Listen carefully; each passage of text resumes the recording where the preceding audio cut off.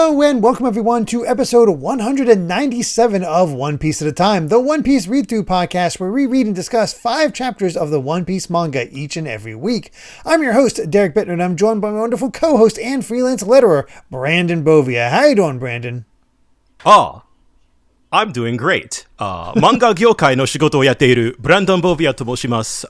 これからよろしくお願いします。Did you do that off the cuff or did you prepare? A little off the cuff. Oh, dang. I'm impressed. It feels appropriate. We're going to Japan, baby. Yes, we have reached Japan, and this was a fun set because we've been going from epic moment to epic moment to epic moment to all these crazy things of lore and all this stuff. It feels like for so long now, and this feels like pure back to basics One Piece. It really does. It really does. And it's like, I feel like I have to take a step back and just like appreciate the Wano arc for what it is, right? Like, because really the only thing you know about it, kind of going into it is that it's long. Mm-hmm. We're going to be here for a minute. So it's kind of nice to just kind of let things breathe, let things kind of build up at their own pace and kind of let the story start to get the ball rolling, right? Like I kind of appreciate that, it's just a nice, smooth, I wouldn't say slow, but it feels like, back to basics, very, very straightforward. We go to a new location, we find out what's up, talk to the locals. We're setting the stage. There's already a little bit of intrigue.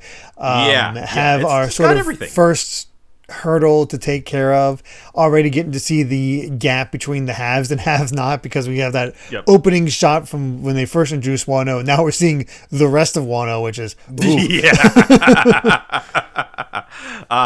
it's a little bit of capitalism. It's not as idyllic as you would have imagined. I feel like from that first shot. I do feel like when it comes to the inherent social inequalities, I feel like we have a little bit with like with the way the society of Dressrosa was set up. Wano feels even more unsubtle. It's interesting too, because it seems like at first it's like, well, you see it's the Japan arc, and you think it'd be like a celebration of Japan, which it kind of is with its samurais and its mention of kunoichi and all this other stuff, but it's also perhaps going to be a lot more critical of Japan than I thought. I feel like it's a little bit of both. I feel like it's that right sweet spot of criticism and kind of biting commentary, and I feel like there's a bit of it that's also very universal. That's not necessarily exclusive to Japan, but I do think the Japan kind of lens that this is viewed through definitely, it changes the way some of the stuff hits for sure. Yeah, because it's a lot of the countries we've been to at this point are kind of open to interpretation. It's not really focused on one country. That makes it so obvious what this is based on. Wano, what it's based on. yeah. Or at least I think the way in which like Dressrosa, is like Rome and Italy and stuff like that, but it's not, it feels more aesthetic. It's more about the aesthetic, less about what it actually do outside of the Colosseum. Yeah. I think because Wano is explicitly we're an isolated country, that immediately rings alarm bells about specific points in time of Japanese history. So I'm excited. There's a lot, as usual. Oda plays with kind of myth and mythology and world cultures in a way that feels really fresh and interesting. Just the way that his brain is able to kind of input these ideas and remix them, I think as we'll continue to see, is very, very interesting. I'm excited to talk about these and see what else he has in store, because as we said, this is just a taste. Just a taste. I feel like this was really these first 5 chapters of Wano, I guess if you want to be technical, the 3 through 8 or whatever, but this being our first proper set of Wano, I really do feel like this is the set in the stage. We're just getting everything in order, and I love it. I'm excited for it. So, let's jump right into it and get these chapters started with 911 Adventure in the Land of Samurai. And we got a color spread right off the bat again. Yeah. And this is just a fun one. It's just them going through the city, and a cat has stolen a burger from Luffy, and he is running so fast that he's disrupted everybody else. We're flipping up Nami's skirt, sending her dresses into Usopp's face, sending Usopp's fries into Sanji's everything.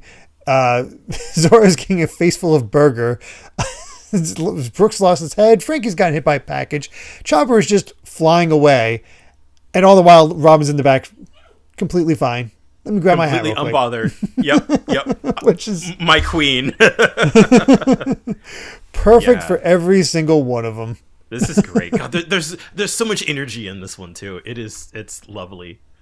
It's just fun. It's just a fun one. So good on that. So let's get into the chapter itself, where last time we were Luffy had shipwrecked onto Wano. He's all by himself, along with the Sunny and a dog and a katana wielding baboon are fighting each other. And he's like, so it's a wild something versus a wild something. Well, whatever. Just don't hit the ship. Okay, whatever.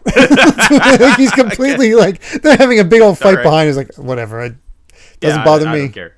Yeah. Instead, we get a flashback to what actually happened as they approached the whirlpool. And you could see the land in the distance, but they got stuck in the whirlpool, and Sanji was going to immediately take Nami and Carrot to land because... Save the girls. If Chopper's like, wait, what about us? It's like, you're too heavy. Don't abandon us. And like, hey, Sanji, get a boost with my tummy. And so there he goes. Don't know where Brook is, but he can walk on water. He'll be fine. So, hey, Sonny, we'll be come back later and find you. Like how Sonny has a face. Yes. The heck? The sweat drops. Yes. You're leaving me? Maybe that's why it washed up alongside Luffy's. It's like, don't abandon me. Well, it's sort of like what the octopus was doing, saying, don't abandon me, because he grabs hold of Luffy. He can't get away, and down he went. Was that until, the sole purpose of the octopus, I wonder? Is just to have, so Luffy is separated from the rest of the group? It just randomly shows up. I don't understand this octopus. The best part... Well, and that's kind of the clever thing about this, right? Because we don't see them at all for the rest of this whole set. It's like just from the side that's just coming in, from Whole Cake is just Luffy. Yeah, and it's another thing that feels very back to basics. As we'll see in the rest of the set, the first person he meets is Zoro. Yeah, and I kind of have a hope. I don't know if he'll follow this entirely. But it would be kind of cool if Luffy meets up with each of the members in the order they first recruited. So next up would be Nami. Yeah, that would be like a Seventh Samurai kind of thing almost. It would be, but I have a feeling it won't exactly be that, because we saw the reason Zoro's on his own. The others have their own place. Yeah, Sanji's not going to leave Carrot or Nami behind. But still, again, it feeds into the back to basics feeling of it all. Mm-hmm. But yeah, he's like, well, next thing I knew, I'm on this beach. So am I on top of the falls? Did I fall back down? Am I even in Wano? I have no idea if it's fair. Meanwhile, he's just the animals just going at it in the background. Just completely perturbed by it. However, he's a little freaked out that the Viva card that was going to be helping him get back to where he was, get back to everybody, is gone. He lost it. Fell into the sea. He's freaking out, and he immediately goes, well, whatever. He's so chill during this whole thing. He's like, whatever. It really is. It's so funny, I guess, when I think about it, right? Like, it's kind of, I don't know if this is the first time we've seen Luffy act on his own since, like, the splitting up of the crew at Sabaody, and the Impel Down and Marineford and all that fun stuff. And now here, like, it's just kind of like like everybody's kind of good, like there's no like, I'm really worried about them. Worry about them. He doesn't have that panic as before. It's just okay, I'm here, they're here, we'll meet up, let's figure out what's going on. yeah. It's why I really like this choice of having Luffy kind of on his own for the first little bit.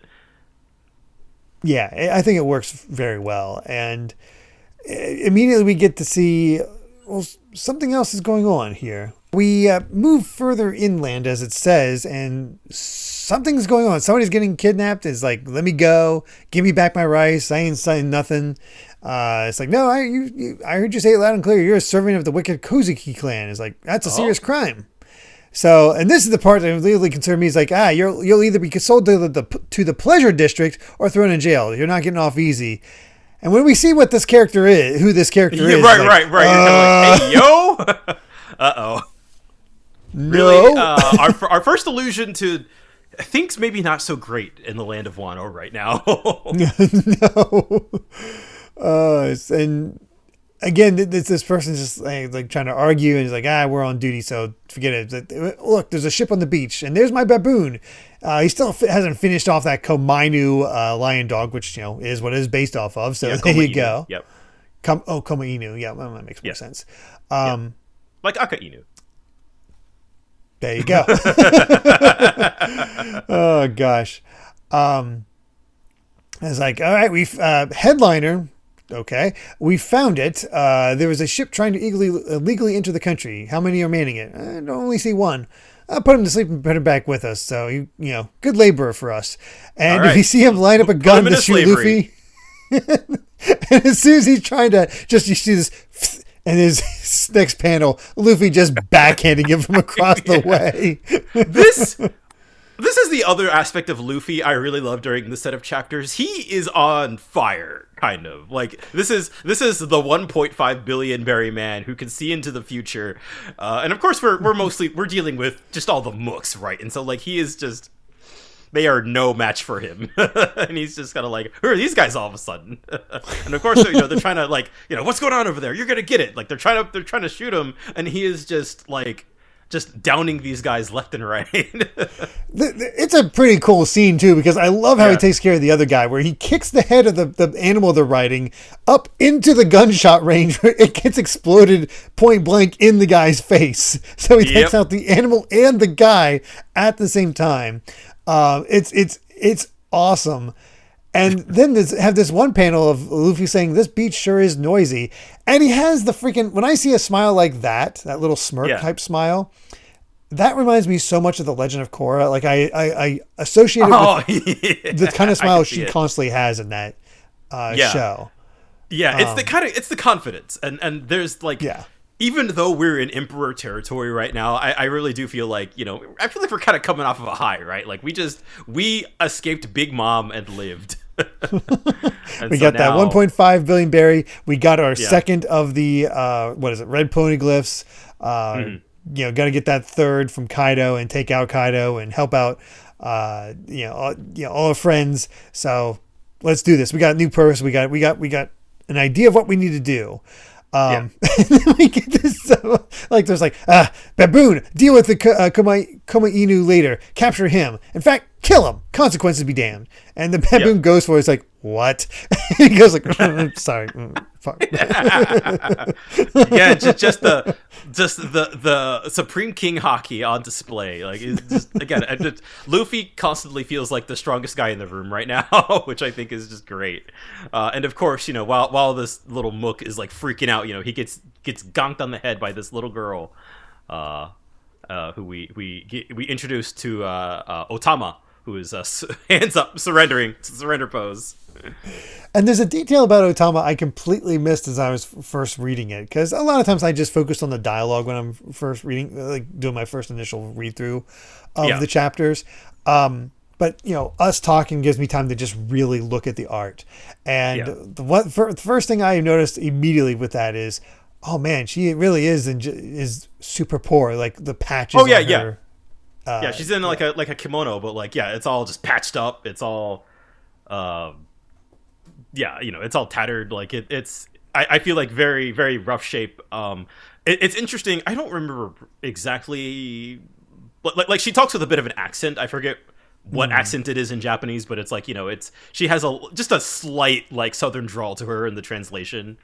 I wonder if that's similar to like Chi-Chi's like hick style language in Japanese. Accents are a tricky thing because there's a billion of them in Japanese, so I couldn't tell you off the top of my head what accent Otama speaks like, but there's definitely like when she's kind of being held in the bag, she's like, I ain't said nothing like that, so it's there. About as close as you can get at this point, but she immediately, upon seeing Luffy after clocking that guy, is like, all right, I'm surrendering. What do you think? It's the surrender pose. It's like, why? I'm not going to do anything to you. Oh, you won't? Can I borrow your time? It's a good opportunity. And then she takes her cheek and just tugs it and then pops off a little bit while still has the cheek remaining and feeds it to the baboon. Yes. Like, fun time to point out, Tama means ball. Oh.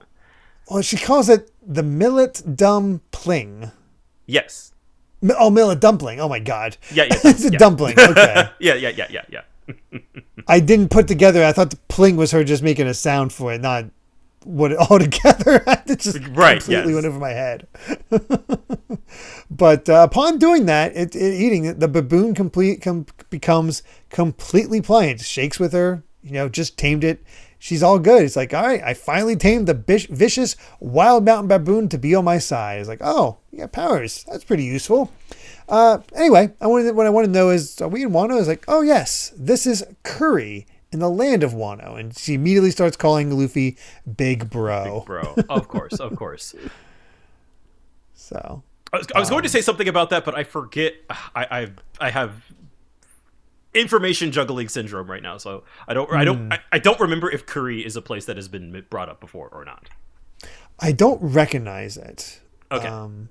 I will double check later. Not actively, at least. Yeah. So if you're listening and you're wondering why, they totally mentioned that before. Just pointing that out that I think they might have, but I forgot, and I don't want to get ahead of myself just in case they didn't. Right. But yeah, she explains her situation, that she was coming back from an errand and those bad guys and the baboons have spotted her. Koma Chio here, the Koma Inu, tried to protect her, and that's why they were fighting. But in the meantime, they took all her belongings, and I was so frustrated that she accidentally said something that was against the law. Basically, when the Kozuki clan comes back, you'll be in big trouble. Things have gone worse. I might have never seen home again. So you got to let me make it up to you, big bro. And it's like, oh, there's a bunch of stuff I need to ask you about. And his stomach immediately gurgles. It's like, got it. You want food? It's like, of course. Okay, the first thing. Good to know. Yeah. So she helps Luffy hide the Sunny. Has a nice safe spot for it, so we don't have to worry about it. Yeah. And he's like, oh man, I thought we had food supplies on board, but it's fine. Feed me. I'll feed you.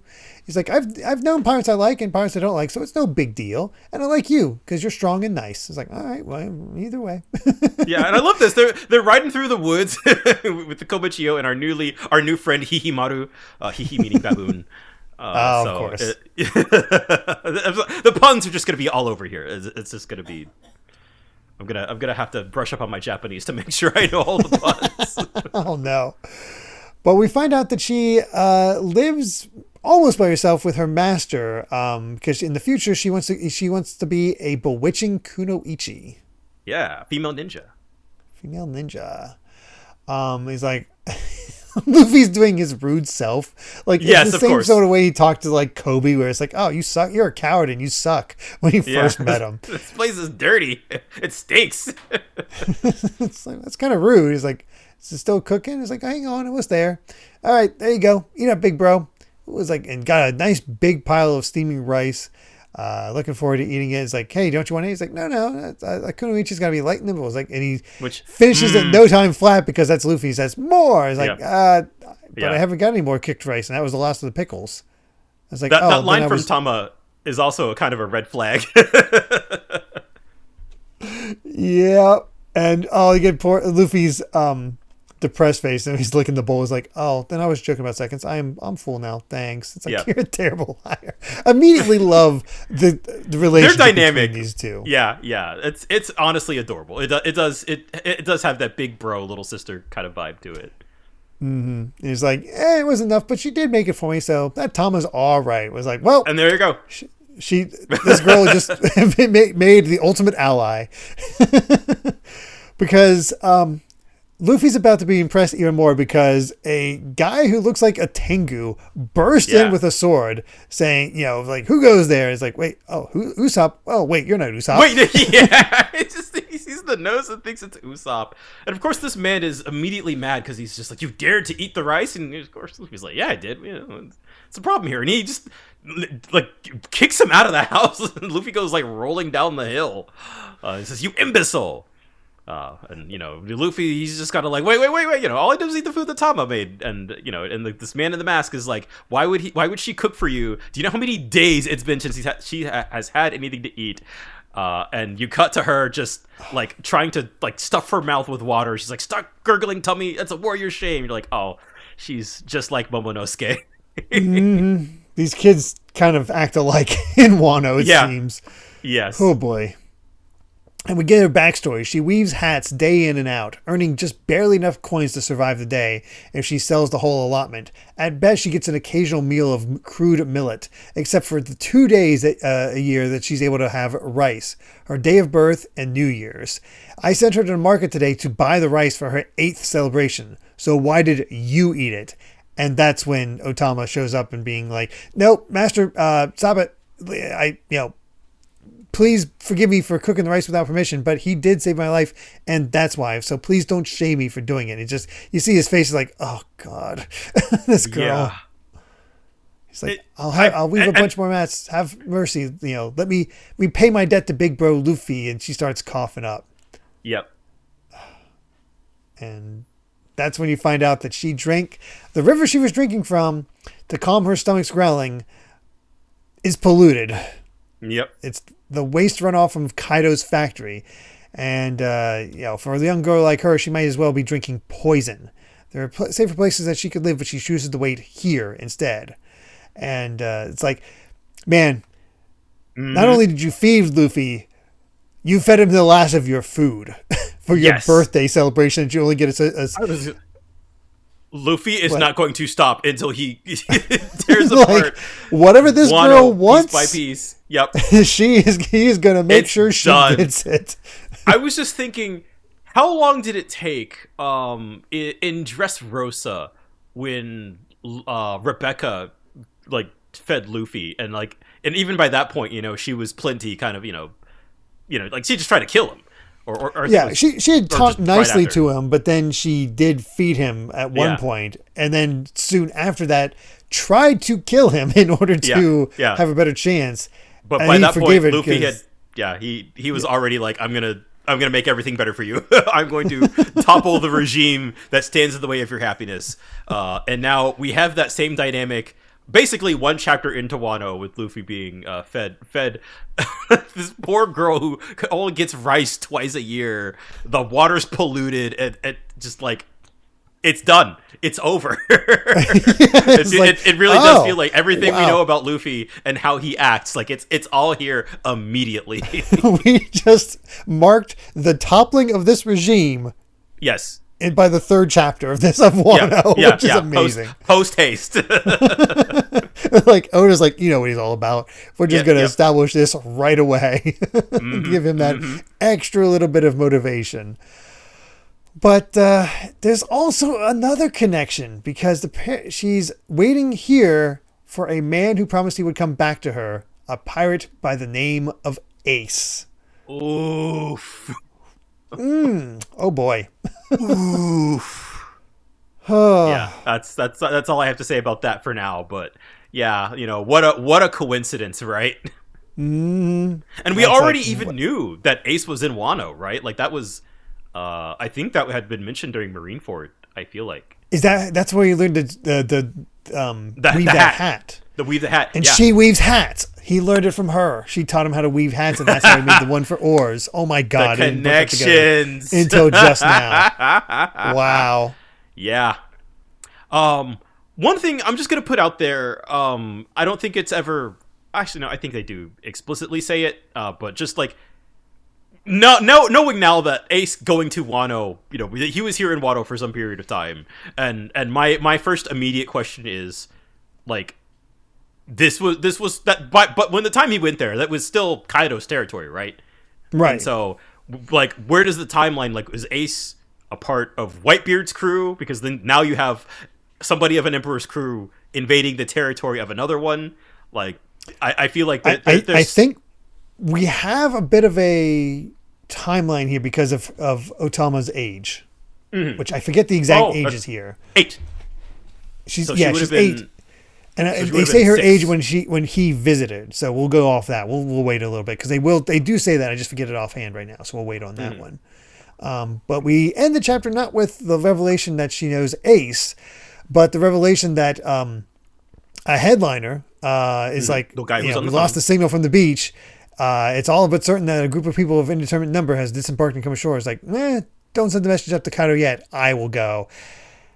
And it's Hawkins, one of the other supernovas, is now apparently working for Kaido, which, considering he was facing off with Kaido last time we saw him, it didn't go well. He got conscripted. Yeah, basically. And you're like, okay, so what about Apu and Kid? Yeah. It's kind of weird. Because it's a very beige situation.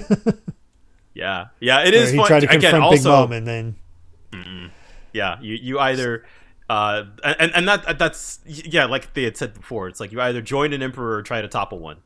So, yeah.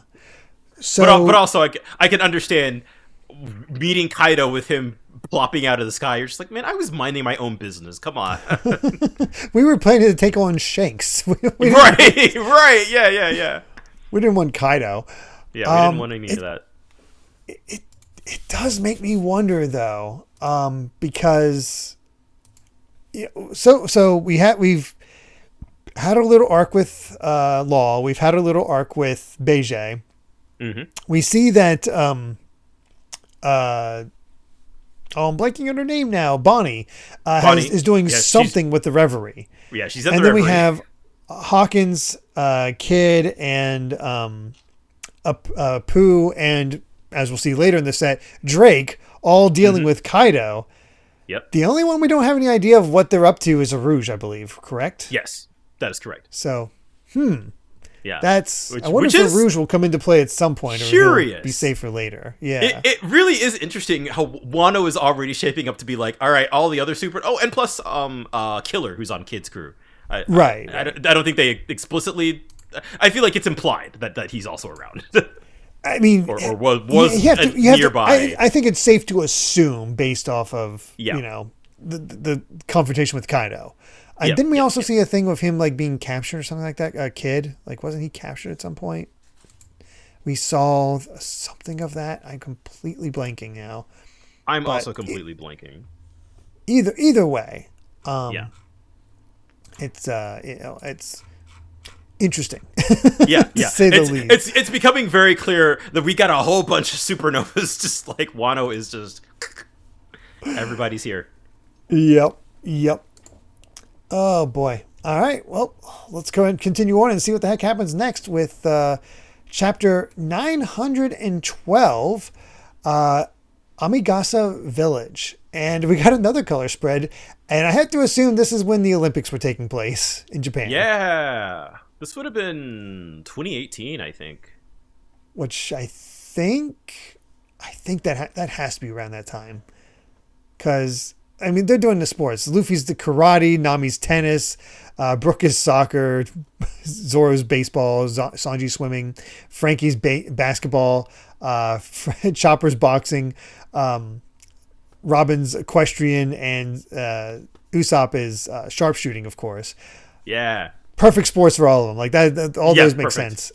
Well, maybe not the boxing for Chopper, but either way. But it's cute as heck. It is. It's a cool piece. But it's like, was Tokyo in 2018 or was it 2020? I thought it was 2020 because that's the whole thing with Akira, and that the COVID canceled it. Yeah, it's definitely not. We're not 2020 yet. Nowhere near. Interesting. Maybe it was already announced they were getting ready for it or something like that. Oh, maybe. Or That is, this is I don't know. This is a pre-COVID color spread. That's weird to think about. Yep. Oh goodness, but yeah, there got that, and let's get into the chapter itself, where Luffy is like, wait, you're waiting for Ace? Do you mean Porcus D Ace? Is that it? It's like, wait, you know him? Yeah, Ace is dead. And I like how it just doesn't try to soften it, just cuts it off immediately, which shocks her, freaks out the master. It's like, no, you're a liar, big bro. It's like, oh, she passed out because she's just that distraught from it. And and it's very funny. The guy in the Tengu mask is, are you an ogre? Why would you say such a thing to her, even if it's the truth? But yeah, he's like, yeah, but he's not going to show up no matter how long she waits. It's like, there's better timing, a better way to break the news. Have you no concept of sensitivity? like how the guy in the monster mask is saying all this. Yeah. Yes. This is a blacksmith, apparently, katana blacksmith, Tenguyama Hitetsu. Apparently he also collects cute girl Kokeshi dolls. Yes. I also, it just hit me in the head. Amigasa village. Amigasa is hat weaving. Oh, of course. Yeah, I was like, what are these? I know it's somewhere. My brain's making the connection. So there you go. Yeah. He's like, Luffy's like, hey, I'm Luffy, the guy who's gonna be king of the pirates. Who are you? He's like, oh, I don't like pirates in a general rule. I am Hitetsu, a blacksmith of katanas, and I too have been waiting for someone for a very long time.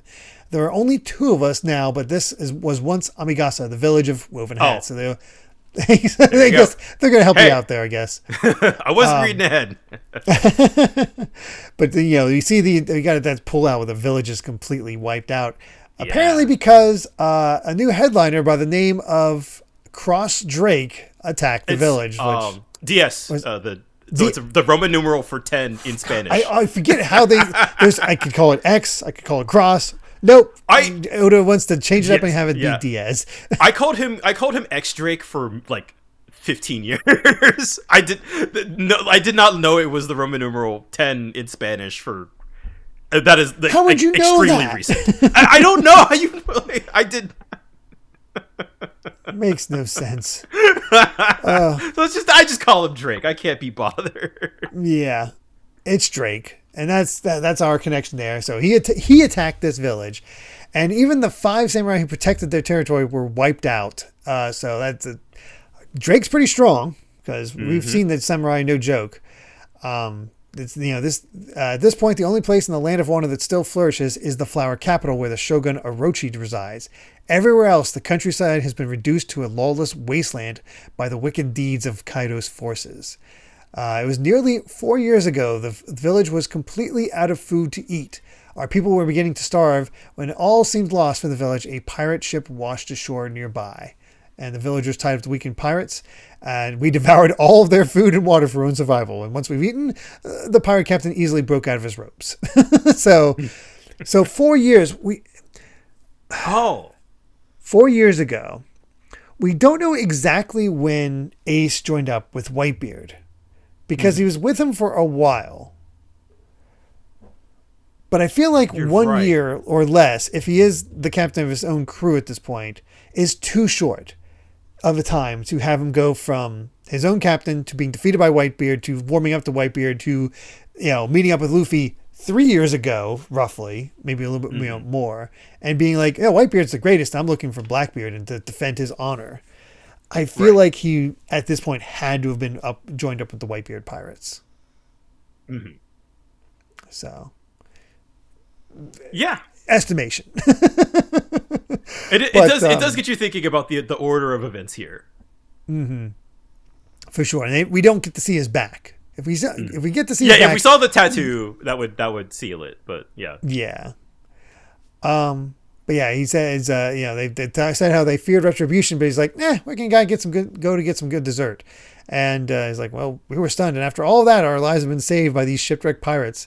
And Ace's group stayed with us for several weeks. It's like, and Otama grew particularly fond of them. It's like, and Luffy's like, oh, I see. He's just happy. Cute. Such a cute. It's nice to Ace is out there doing good in the world.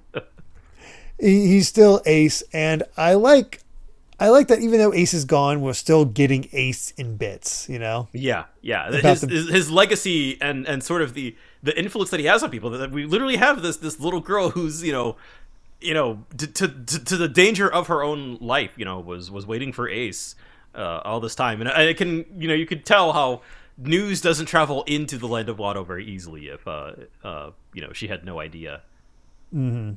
Yeah, it's a very closed off country, as we are seeing. So he basically, he's like, okay. He immediately leaves the Hitetsu. He's like, hey, is there a doctor nearby? Also food and water? I'll take Tama to get help. I need to pay back the favor for the food she cooked.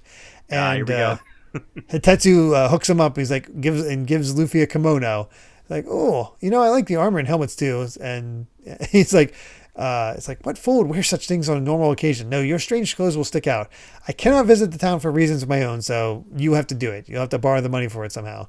It's like, well, if I run in my crew first, and the food and care will be free. They'll help you out. So, we just need to find Chopper and Sanji, and she'll be set. Yeah, exactly. I also love that he's like, well, I gotta look like a samurai, so I'm gonna borrow this sword. And he's like, no, not that one.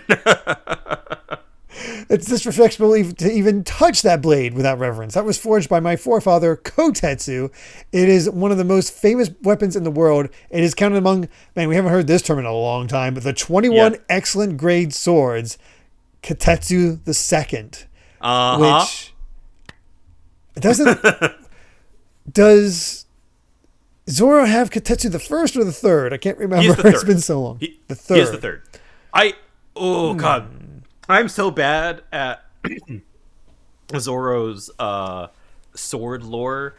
I'm trying to remember if Kitetsu the Third is the one that he picked up at Rogue Town. I think it is, because he mentions it being cursed. Yeah, at least the Kitetsu the Second being cursed, and he says, "I just strikes me, It stands out from that. So it'd be wild if he wields two cursed blades and the blade belonging to Ryoma. That'd be a wild set. Yeah. And the amazing thing is, it's still only an excellent grade weapon because there's 12 supreme grade weapons. So it's like, really upgrade further? Because this feels like a waiting upgrade for Zoro in the same way that we were waiting for an upgrade for, we have the transformation thing for Sanji. Like, there's their battle upgrades. Very funny. I get like the first thing, Luffy lands in the Wano and he meets a little girl waiting for Ace and meets a blacksmith who's seemingly connected to one of Zoro's swords, or that his forefather forged one of the other ones. So that's just and of course Luffy's like I'll take it anyway. He's like no you may not. Then I'll trade it for your katana. I was like, no, this one's famed as well, and I do not wish to carry that cursed blade, which is what makes me think is the cursed one that he did the whole arm thing all the way back in Rogue Town. Whatever. Yeah. It's like, you will be put under its curse. If anything happens to Otama, you will pay. It's like, yeah, sure thing. Yeah, why would you respond to me? We don't care. Fortunately, our lion dog friend shows up to give Luffy a ride, and ultimate sign of trust. Not only has this girl fed him, but Luffy's already given her his hat. Yep. Oh God! It just again, these two are just so adorable. I mean, if she knows Ace, it's like, all right, you're cool. This girl just got the best birthday present to fall in her lap. Yes, exactly. Yeah. Although he's not going to get it for free because, of course, telling her, she's like, "You're a liar, big bro. Ace is coming," and she's just like bapping on him on his back. Yeah, it's like, she's saying, Ace, take me to sea with you. And he's like, but you're only 5 years old, Tama. Don't worry, we'll be back with a bigger crew. So it's interesting. He said 4 years ago she just turned 8. So technically she would be 4, but he's saying she's 5. I don't know if that's a mistake or he hung out for quite a while in Wano. Yeah, it could also be one of those like, I don't know if they do this in Japan, but I know in some Asian cultures they count 0 as your year. So when she says that she could be 8 but on her 9th year or something like it's confusing. Oh, okay. Yeah, maybe. It's a little bit of a stretch. A little bit. Oda usually keeps good track of that sort of thing. So who knows? There, it's not like Toriyama deciding like, Gohan's 3. No, he's 4 when he's first introduced. Also, it could be a case of, this stuff does tend to get corrected in the volumes, and so now that we're reading the weekly versions, that could be something that Oda went back and changed, if there are aspects that aren't lining up, which has happened before. Mm-hmm. And her interactions with Ace are so reminiscent of Luffy's interactions with Shanks. Like, yeah, right. I was she thinking wants to come along, and he just tells her, "It's like, hey, a pirate's got to be strong. If you're bewitching Kunoichi the next time I come here, I'll take you along." It's like the crew's laughing. He's like, "Does she really need to be bewitching Ace?" Yeah. So calm down. That's a child. And look, sure enough, look what he's doing, making a hat, weaving a hat. Man, God, such a good the details. It's nuts. Oh man. But she's immediately upset after making that promise. To say that Luffy telling her that he's dead. He's like, we were such good friends. He said he would come back. You just don't know how nice Ace really is. You don't know how much it hurts me. He wouldn't just die like that. It's like, honestly, Tom is kind of sounding like Luffy right now. Oh boy! But we get out of the forest and we see the wasteland. It's a crap hole. Wano looks like a dump. Like it looks like a post-apocalyptic Japan. Like you have those beautiful trees that are just withered to an end and burnt up, and then just nothing to it. And the only thing even marks it as kind of Japanese are those trees and then the torii gates in the background. Yeah.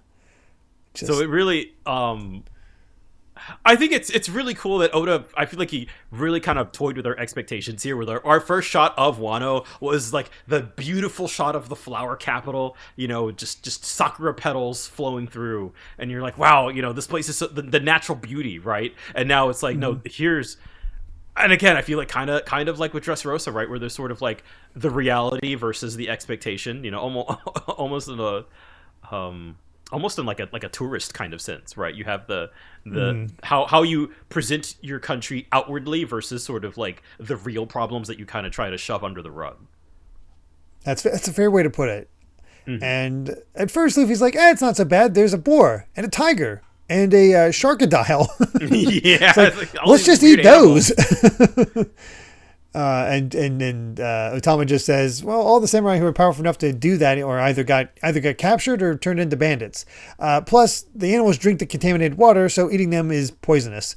So it's like, but they look so tasty. That's messed up. Is that factory making all the smoke? It's like, yeah, there's a mine there in a weapons factory. Whole place is full of Kaido's followers. What do they eat? Well, the Shogun and Kaido have a special untouched farm that makes food just for them.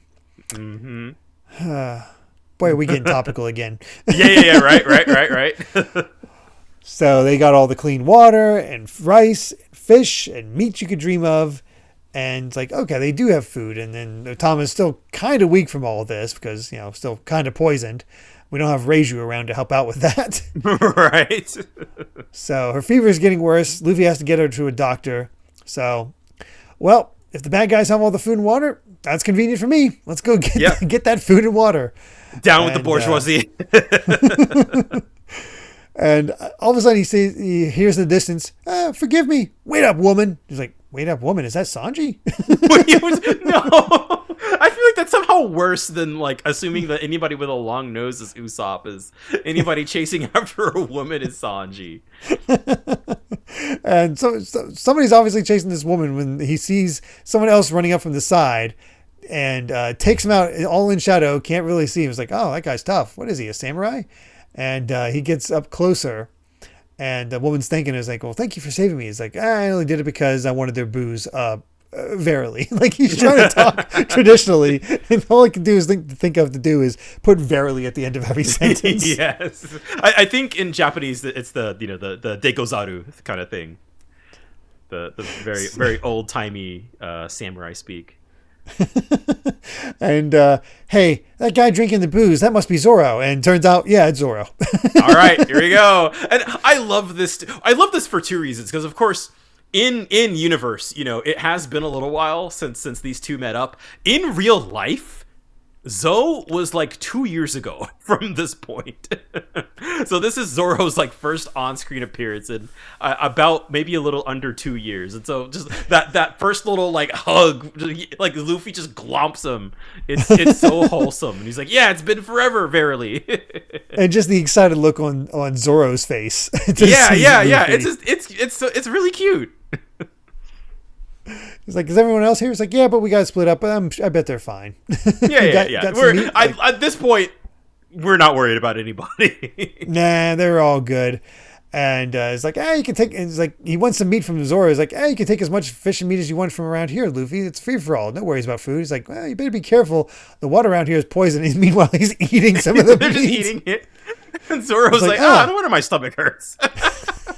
So they get poisoned anyway, but they just ignore it. Well, especially for Luffy. Luffy's... Wow. I mean, it takes a lot of poison to take down Luffy at this point. Yeah. Luffy has built up several tolerances, I feel like. But he says, hey, come with me. I got to take this girl to a doctor. It's like, let's get going. And that's when somebody says, is that the nationally wanted Ronin, Zoro Juro and his companions? Yes. It's like, wait, isn't that? I was just on my way to Curry Beach, and you are the culprit I'm after, I presume. It's like, there's Hawkins. He's appeared. It's like, yep, that guy's working for Kaido. And got his whole thing again. Is I've lost 2 of my men and 1 baboon. The likelihood you did it is 98%. But it doesn't matter. Your choice in Wano is clear. Join the mighty or scramble and run in fear. And Zoro says, hey, Kinemon said don't cause a fuss. And Luffy's like, okay, choice is clear. Let's apologize later. Yeah. Well, God. And this is the thing I love most about that this first section is just Luffy and Zoro. It is very much like, we shouldn't be doing it, but like, whatever. You know, it's funny for Zoro to be the guy to say, don't cause a fuss. When he's a wanted Basically, man. He's like, hey, we shouldn't cause a fuss. What do you think, Luffy? We're going to cause a fuss. Cool. Yeah. And I love Luffy grabbing the katana like he's ready to fight. We do have an SBS this time, though, for this chapter. We've got a new one, of course, somebody starting up the SBS without Oda. Mm-hmm. So the funny thing is they have a flowchart, so it's kind of doing scheduling like Orlumbus. Mm-hmm. So that's kind of fun with that. But somebody says, the next question is, I will give you a Kibi Dongo that came off my thigh, so please let me start this SBS. Match and taxi. And it's like, shut up, because they're referencing Otama. Yeah, that's the dumpling. Yeah.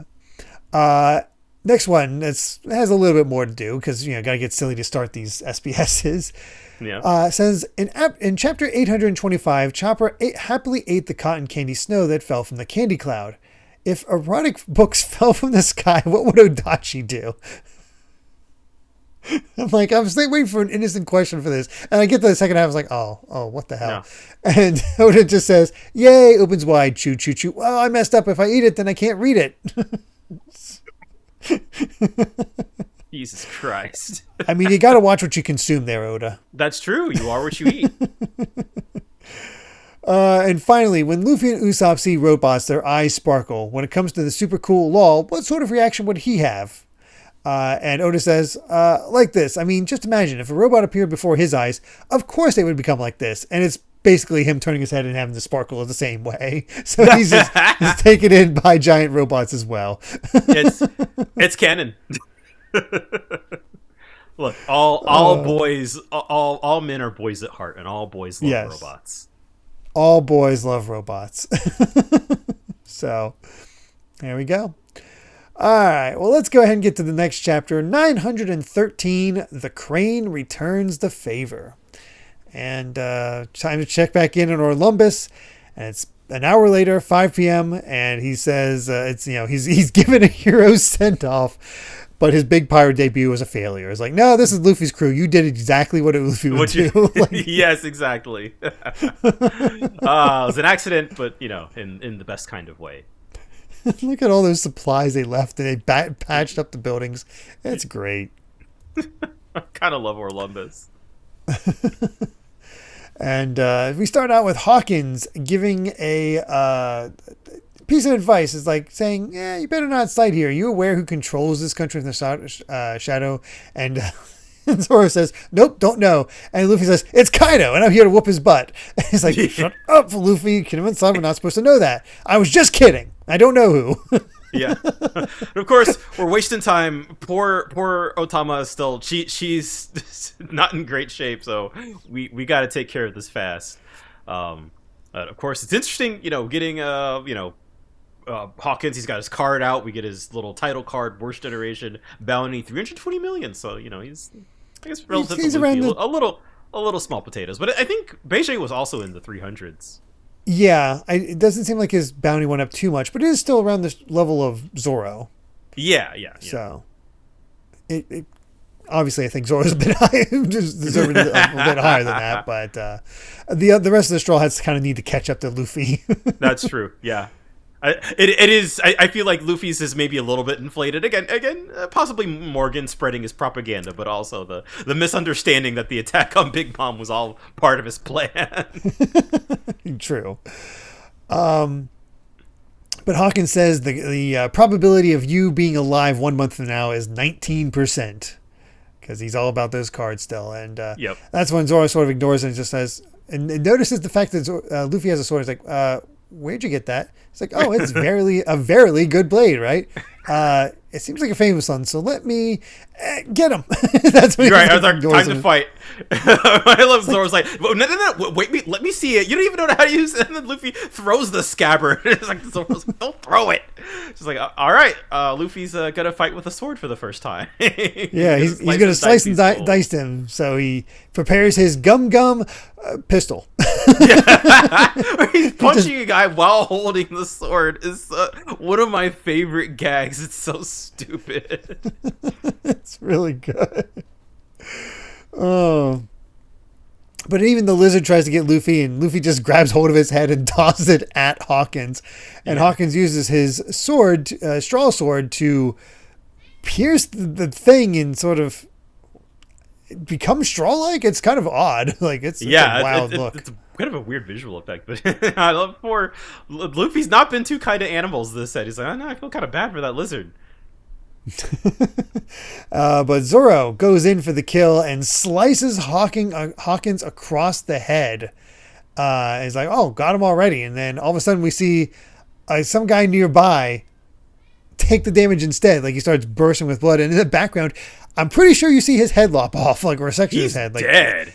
Like, that guy, Zoro just killed that guy. Yeah. Well, not only did he just kill that guy, I feel like we have confirmation because, Hawkins is -1 life as, like, a voodoo doll, like, crawls out of his arm and flops on the ground. And you're like, oh, man, his power is so freaky. It's like, what did you do? Oh, my straw man is a stand-in for my followers' lives. With my straw powers, I infuse my body with my subordinate spirits so that no damage reaches me. When I have 10 infused, I can die 10 times. And it's like, why would you ever work for him? Exactly. First of all, why would you ever work for him? Second of all, how do you get this from straw? Like, I almost feel like Hawkins manipulated the devil fruit to allow for this because of his own innate interest. Not that the straw fruit can do this all the time. Yeah. This one definitely feels like one of those devil fruits that's just kind of vague. It's just kind of, I could just kind of do whatever I want with it. Maybe not to the absurd degree that, like, Laws is, but certainly one of the more complex ones. Yeah, for sure. And he's ready to show off even more. Brings out that giant voodoo doll. Says, we're going to begin a game of straw man cards. So he's like, hey, I'm not going to battle two of my fellow worst generation members in a fair fight. So we're going to do it this way. It's like, we're going to play a game here. Yep. And that's when he says, let us begin. The Fool, reversed. Blast it, this is the card of infighting. His men start attacking each other. Yep. I like the idea that Luffy's luck is so good that Hawkins' cards don't work on him. I need Hawkins to fight the chick from Film Gold. Yes. That would be an interesting fight. It's like, oh, I'm sorry, guys. I'll draw a good card next round. Despite the inherent risk, there are also cards that expand one's power beyond its natural limits. It's like, what are they doing? And that's when the Koma Inu comes up is like, and just scoops him up in his mouth. It's like, we gotta go. We gotta save this girl. Yeah. We don't have time for this. It is very funny that the Komachio is just kind of like, not man, screw this. We gotta go. This is dumb. And meanwhile, the men are like, Hawkins, they're getting away. It's like, oh, don't panic. I just drew a good card. This man's playing Yu-Gi-Oh! Trying to against Luffy. I feel like that's kind of the funny thing about Hawkins is that he is a very serious character with a very dumb gimmick. Exactly. But he finds the Hierophant reversed, the card of pursuit. So, Zoro says, protect the kid. I'll handle him. Gets ready for a nice slash and just completely blocks the giant nail bat sword thing. Yeah, which I feel like I do have to appreciate how just bonkers this design is. I love it. Oh yeah, it's really cool. But he also has nails that he shoots out that Zoro is able to successfully block. It's like bats them all down so that nobody gets hurt, and then uses his tower climb to do a nice cut on that giant one. Definitely does some damage on Hawkins, who then hurts one of his men in the back. Like, I would not want to work for Hawkins. That is a terrible idea. It's kind of a cool visual though, the way that it's sort of like you get that like out from Hawkins' shoulder, and then you just cut and you see the guy behind him while he's just standing unfazed. I do think that's pretty cool. Oh, it's extremely cool. Like he has a menace to him, but it's also so ridiculous that it's hard to take him completely seriously. It is an odd first encounter. I'll give you that. Yeah, one that doesn't really kind of resolve anything. It's just like, oh, okay, that happened. The best sense I get is that Hawkins stands no chance against these two. Mm-hmm. But I feel like he knows that. Yeah, I feel like he probably has a sense of that too because. He has a decent power. He can stand up, but I'm watching this fight between him and Zoro, and even to some degree, like, nah, Zoro will be fine. But wasn't really much to it. Nope. But he calls it off because he drew the Hierophant again, the card of reinforcements. So someone's going to lead them to a clean escape. So. Turns out that's true because hiding in the tail of this Komamiya, or Komamiya is the name. Komachio, excuse me, is the lady that Zoro saved in order to try to get booze. So this is Atsuru, a tea house owner. And I like how. Suru, Okay, well, do yours first. That's fine. Suru means crane, thus the chapter title. Oh, that makes sense. I was just saying how her design is very reminiscent of those classic Japanese paintings again, where she's. You want to talk about like Oda's female designs? I do love how out there this one is, but also still fits the visual language of One Piece. Yeah, it's a fun one. Yeah. I definitely enjoy Otsuru. But she finds out that Otama has drank from the river, says, forget the doctor, take her to my tea house. It's like, there's no time for tea. It's like, I don't know who the kid is, but no. It's the best course of action is to give her a tea mixed with a special herb that will counteract the river's poison. I will show you the way. So let me return the favor, and I can tend to the little bit of wounds that Zoro got, because a few nails got through. Oh, okay. And Luffy just says thanks. We're getting a lot of good Luffy faces this set. Yeah, and it's just Luffy's helping and being helped by a bunch of average people, and I feel like that's also just like it's a good way to get some immediately ingratiating him to these people.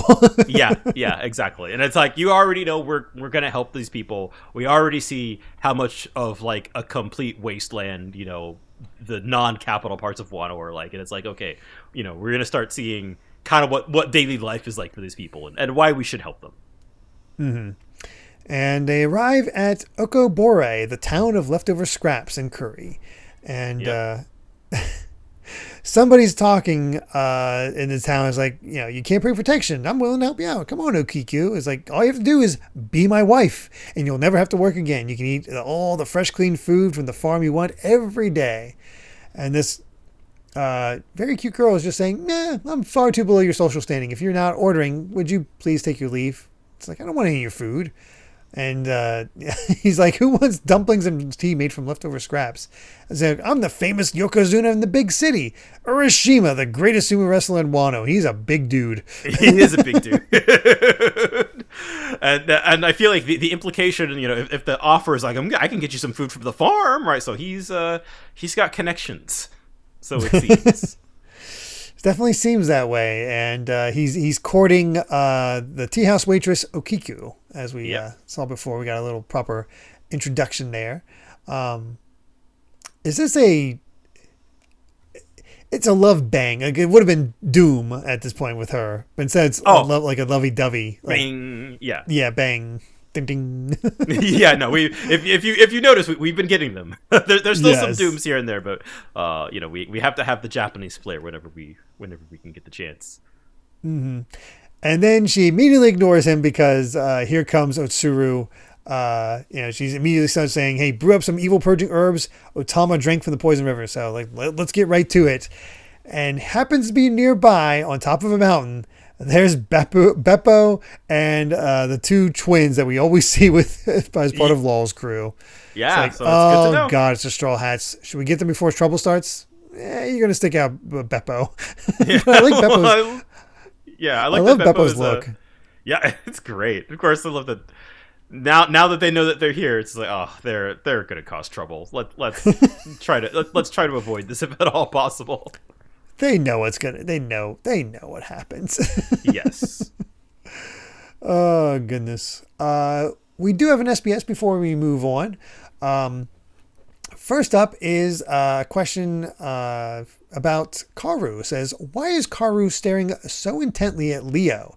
Is it because he is a pirate? And, it's from the Reverie where Vivi is talking to Leo for the first time. And that's when we were like, man, Karu got big. Is like, right, in the chapter 906, right. That's just jealousy because Vivi said cute when she saw Leo. Oh, Karu, come on. Yeah. No need to be jealous. Next one says, thanks for all the hard work. In chapter 907, the Marine woman who called Vice Admiral Garp-chan was Momusagi, introduced in the volume 774 SBS, right? Also, the Marine who called Momusagi Oni-chan was the one introduced in volume 75, Chaton, right? Saying, yep, you got it. Both of them were hidden characters that would be coming out in film Gold, so I absolutely had to finish their designs. They were in don't gold? remember these. I guess in the beginning when they were showing off all those characters. See, I actually do remember us talking about Momo Usagi on the podcast. Like I think that was during like a Dressrosa SBS, but oh wow. Well, they were just mentioned offhand, right? It was Oda made them up in an SBS. It was like, yeah, I'll just make this offhand character. Like, yeah, maybe they'll show up, maybe they won't. Whatever. It was a throwaway design basiced, and then now here it is coming back up all these years later. It was like, oh crap! God. I actually have to make them. One didn't even cross my mind. Amazing. One Piece has so many details. Right? Pulled from an SBS. And people noticed. That's a pull. That's a good pull. That is a pull. And finally, in chapter 907, Hina calls Vice Admiral Garp-kun, but isn't she only a rear admiral? How can she use kun for someone not only so much her senior, but also a higher rank? And Oda says, she did say that, didn't she? It's not like Hina uses kun for all the important people she knows. It's because Garp himself is constantly interacting with people who care a lot about rank. So when he sees the cheeky attitude of Hina, he feels like they're kindred spirits in that way. So, mutual respect. So that rules. There we go. Rules. Yeah, that's fun. So, yeah, there's our SBS.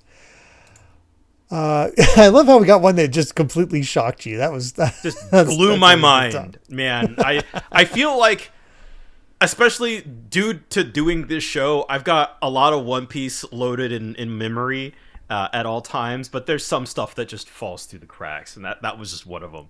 One of those things I had not thought about in months. Fair, because I think that was Dressrosa, so that had to have been this year. So it's one of those it's just early in the year. Yeah, just in one ear, out the other. Man, I mean, SBSs, they have like, again, they give minor information, but they're not like essential stuff. Yeah, exactly. Yeah. But it's just funny to see where it's all pulled from. But yeah, let's go, get to chapter 914, Okabore Town. And I honestly thought I'd be done with Orlumbus. So imagine my surprise when we have a bonus story focusing on the village of dyed goods. And I'm like, who the heck is this? And what's with the dyed goods? And we get all the, like, this interesting windmill village with all these different flags.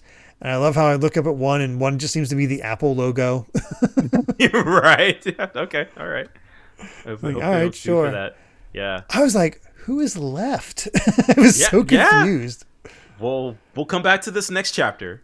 Yeah, we'll talk about that. Yeah, because I got real excited. But thanks to that tea, Otama is all better now. See, he's all good. It's like, even Zora's like, that works suspiciously fast.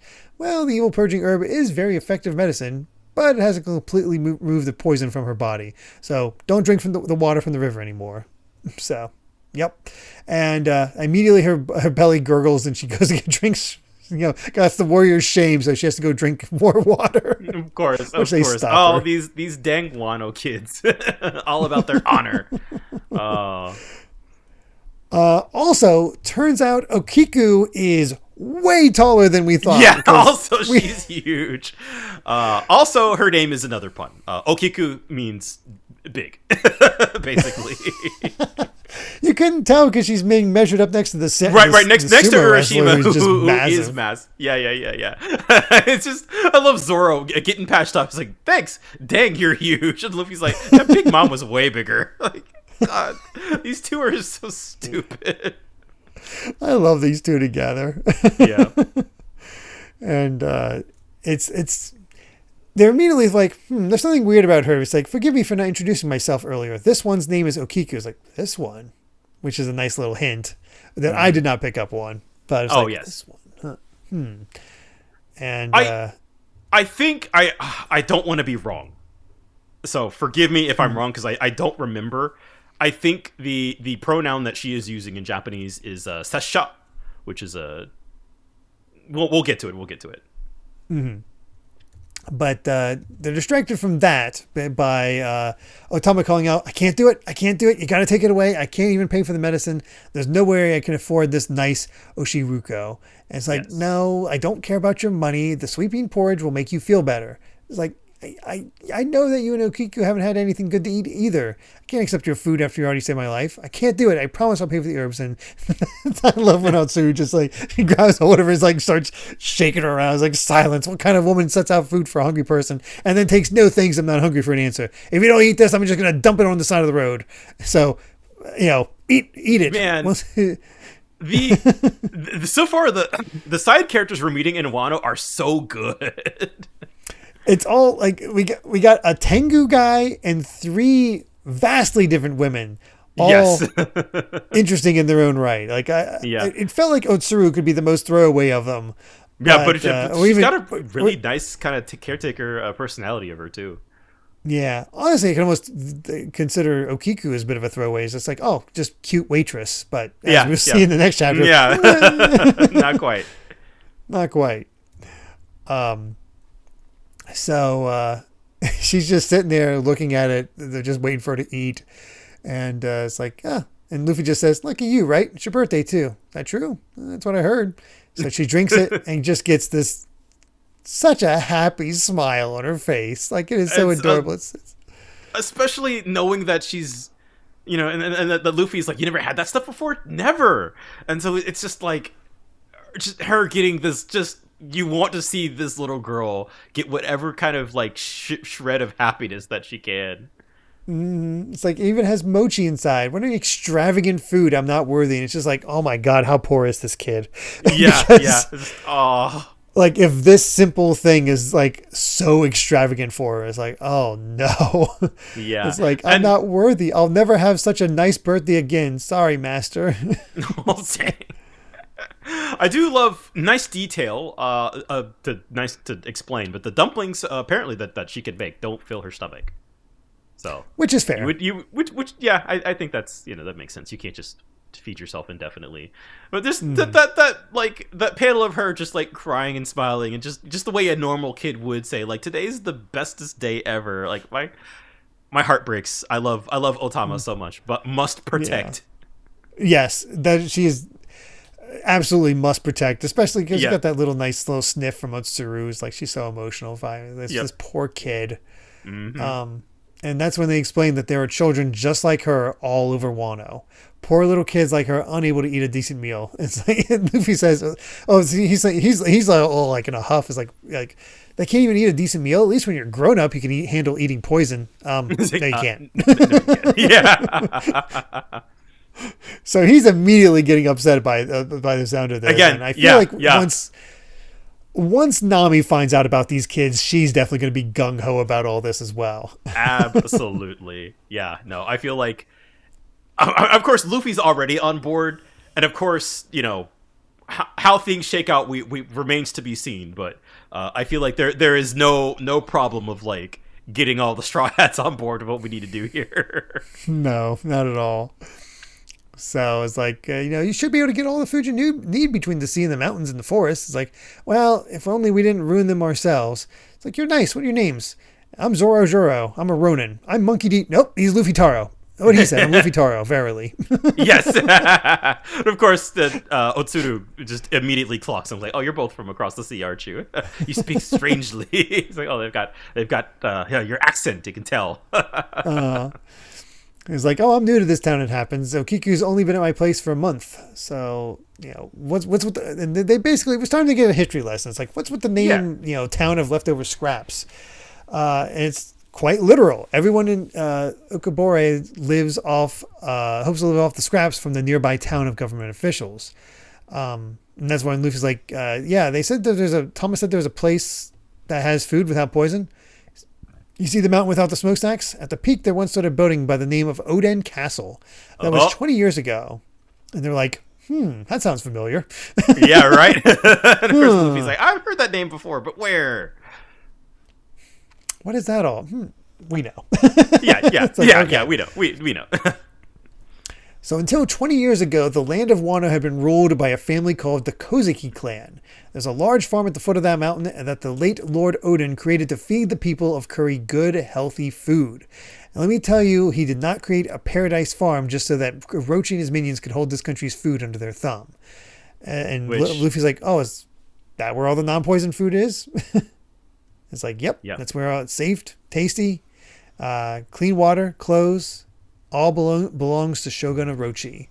It's going to be very interesting meeting this guy. Like, what is his design going to be like? What is this man like?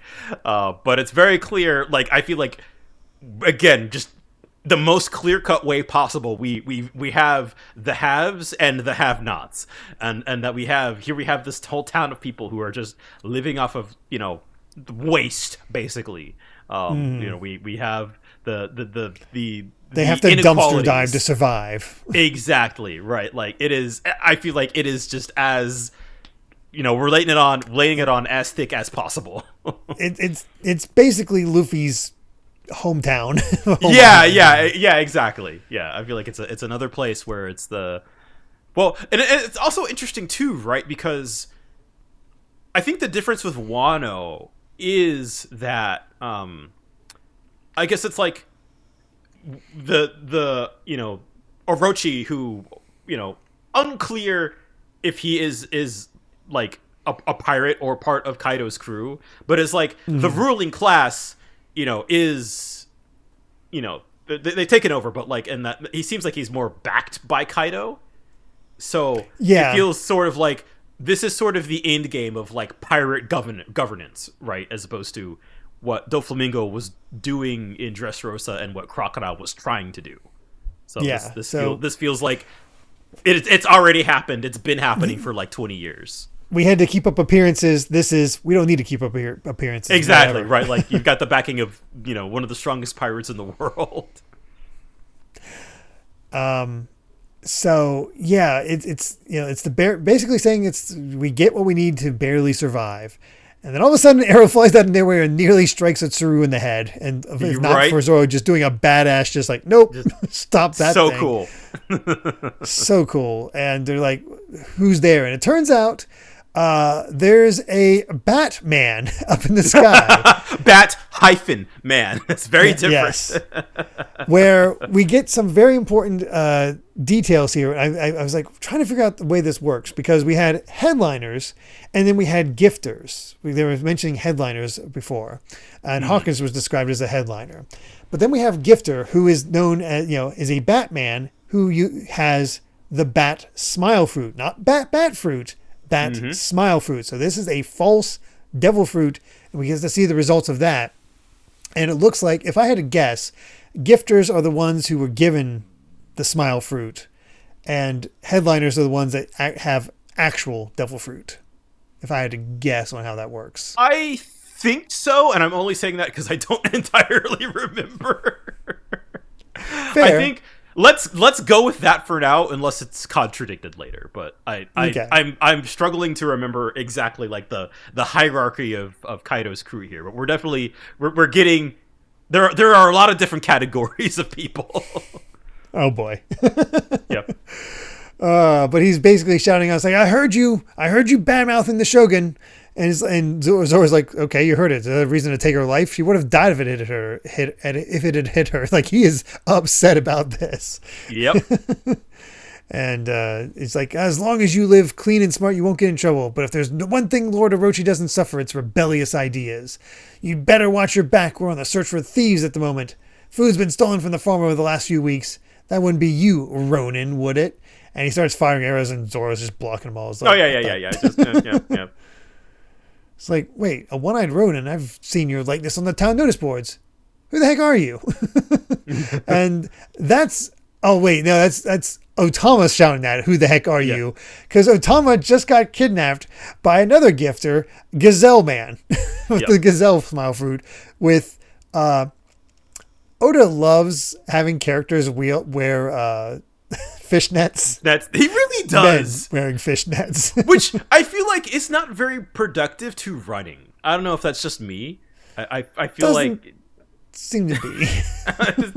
I would assume that this man was he was on some freak stuff before he ate the smile fruit.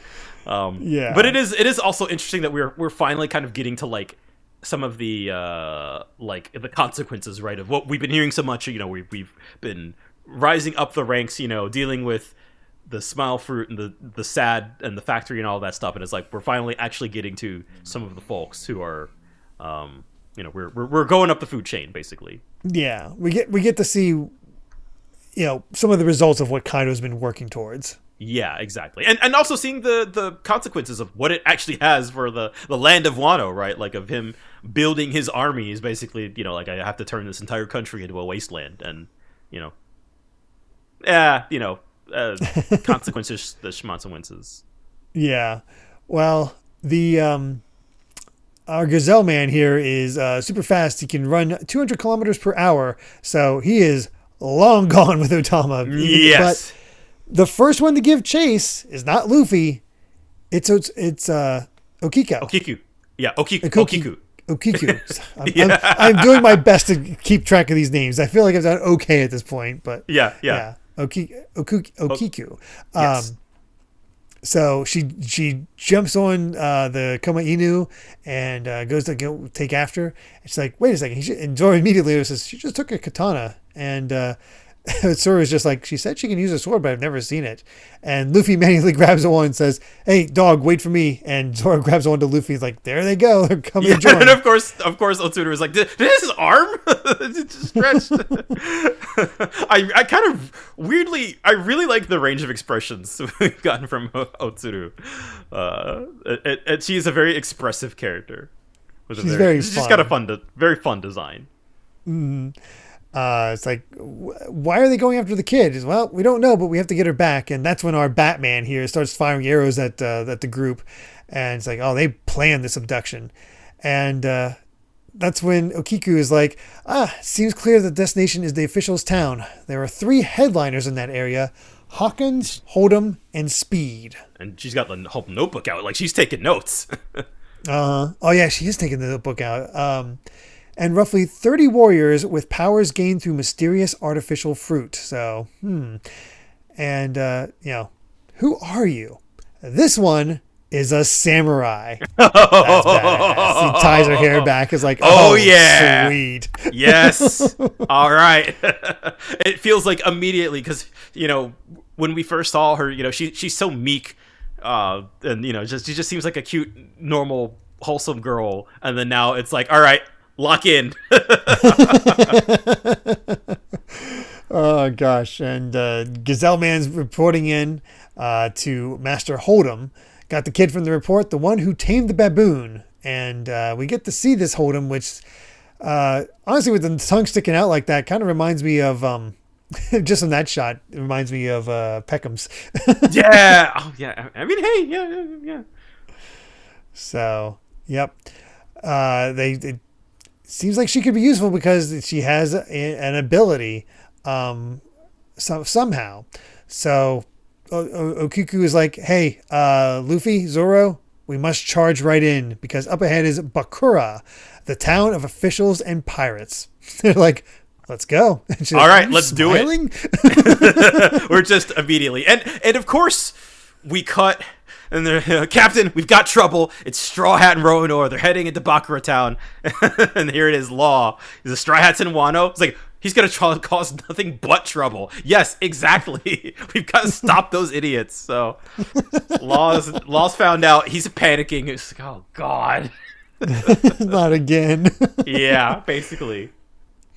It throws me off that we have this... I'm so used to saying Bakura because of Yu-Gi-Oh. Yeah, I was going to say technically should be Bakura if you're not watching the Yu-Gi-Oh dub, but I'm not so precious about it. Right. I think that's how 99% of people would say it. Yeah, exactly, pretty much. But man, just a fun chapter. No, dude, I love the panic of other characters when like Luffy's and Zoro's about to do something stupid. It's like, again, it really is like, these are the worst 2 characters we could have possibly paired together. But also, I mean, the best when it comes to now we have like an immediate goal of saving Tama, and it's just like all right, let's get the 2 loosest cannons we can get. So Save Tama, really get food.